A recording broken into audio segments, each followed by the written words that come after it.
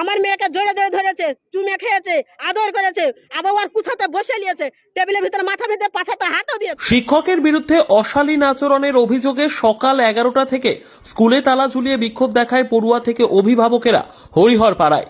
বাড়ির জোরে ধরে, আবার বুদাম খুলে দেয়, প্যান্ট খুলে দেয়, সবই করে বাচ্চা শেয়ার। স্কুল চত্বরে অশালীন আচরণ করেছেন শিক্ষক, এমনই অভিযোগ তুলে শিক্ষকদের স্কুলে তালা ঝুলিয়ে বিক্ষোভ দেখালো স্কুলের পড়ুয়া থেকে অভিভাবকরা। শুক্রবার মুর্শিদাবাদের হরিহরপাড়া ব্লকের জয়কৃষ্ণপুর প্রাথমিক বিদ্যালয়ে এই ঘটনায় চাঞ্চল্য ছড়ায়। শুক্রবার সকাল 11টা থেকে তালা ঝুলিয়ে বিক্ষোভ দেখায় এখনো পর্যন্ত চলছে বিক্ষোভ। জানা গিয়েছে বিদ্যালয়ের শিক্ষক মোহাম্মদ সেলিম রেজা ওরফে বাচ্চু মণ্ডল, তার বিরুদ্ধে অশালীন আচরণ করার অভিযোগ তুলেছে পড়ুয়ারা থেকে অভিভাবকরা। তাদের অভিযোগ, ওই শিক্ষক একাধিক ছাত্রীদের জামার বোতাম খুলে জড়িয়ে ধরে চুমু খায় এবং আদর করার নামে অশালীন আচরণ করে। মেয়ে ছেলের উন্না ধরে টানে, মেয়ে ছেলের পাছায় হাত দেয়, মেয়ে ছেলে